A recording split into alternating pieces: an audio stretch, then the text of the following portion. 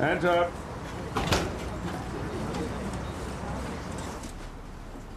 Oh, hi. I'm probably going to get fired for even being here. I'm an extra in this, but I'm an actor, really. And, well, I'm desperate, and, as I say, I'm really sorry, but... Oh, come on, don't apologise. Sit down. You're hustling. Acting is a noble profession, but it's a tough one. So how are you getting yourself out there? Well, I'm just getting my face around in anything I can, but, you know, I suppose I'm networking, but I've written a script. Yeah, you see, writing, you see, that's the key. I'm writing myself at the moment. Right. You see, as actors, the only choice we have is yes or no. Whereas if you're writing your own material, you're creating your own opportunities. This is my thinking, yeah. I'm writing the screenplay, and I find the whole process absolutely exhilarating. What's yours about, if you don't mind me asking? Well, how best to explain it? You've seen me in X-Men. Yeah. The character I am, Professor Charles Xavier. If you remember, he can control things with the power of his mind. He can make people do things and see things. So I thought, what if you can do that for real? I mean, not in a comic book world, but in the real world. All right. So in my film, I play a man who controls the world with his mind. Right. Oh, that's interesting. Yeah, for instance, I'm walking along, and I see this beautiful girl, and I think I'd like to see her naked, and so all her clothes fall off. All her clothes fall off? Yes, and she's scrabbling around to get them back on again, but even before she can get her knickers on, I've seen everything. You know, I've seen it all. Okay. It's a comedy, is it? No. It's about what would happen, you know, if these things were possible.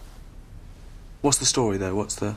Well, I do other stuff, like I'm riding my bike in the park, and this policewoman says, "Oi, you can't ride your bike on the grass," and I go, "Oh no," and her uniform falls off, and she goes, "Ah!" and she's trying to cover up, but I've seen everything. Anyway, and I get on my bike, I ride off. On the grass.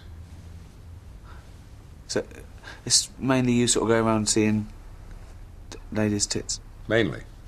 And I do other stuff, like I go to the World Cup final, and it's Germany versus England, and I wish that I were playing, and suddenly I am, and I score the winning goal, and they carry me into the dressing room, and there's Rooney and Beckham, and then Posh Spice walks in, and... Her clothes fall off? Instantly. Sure. And she doesn't know what's happening, but I've seen everything. Again.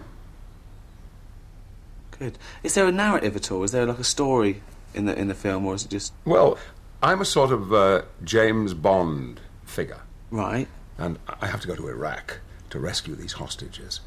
And I get there, and I rescue them. But they're all women, and they're naked, because their clothes have rotted off. But I get them into the helicopter, and I'm flying the helicopter. But I can still sneak a look in the mirror, and I can see everything. You know, one of them's bending over, two of them are kissing. They've turned lesbian? Yeah, because they've been in the camp for so long. Can happen. Well, look, good luck with that. I've just written a sitcom, but I wonder if you could give it to anyone you know, in yes. film or TV. Is there any nudity in it? Any nudity in it? Not really. Oh. Well, it could be. Men or women? Either. Well, just women. Right. Well, I need a rewrite, but in the meantime, if you could give it to anyone that you know in TV or film. Yes, definitely. Yeah. I will make it so. You've seen Star Trek: The Next Generation, right? I haven't, no. Well, your wife won't let you have it on, is it? I'm not married. Your girlfriend, then? I haven't got a girlfriend, I live alone. You're not married, you haven't got a girlfriend, and you've never watched Star Trek? No. Good Lord.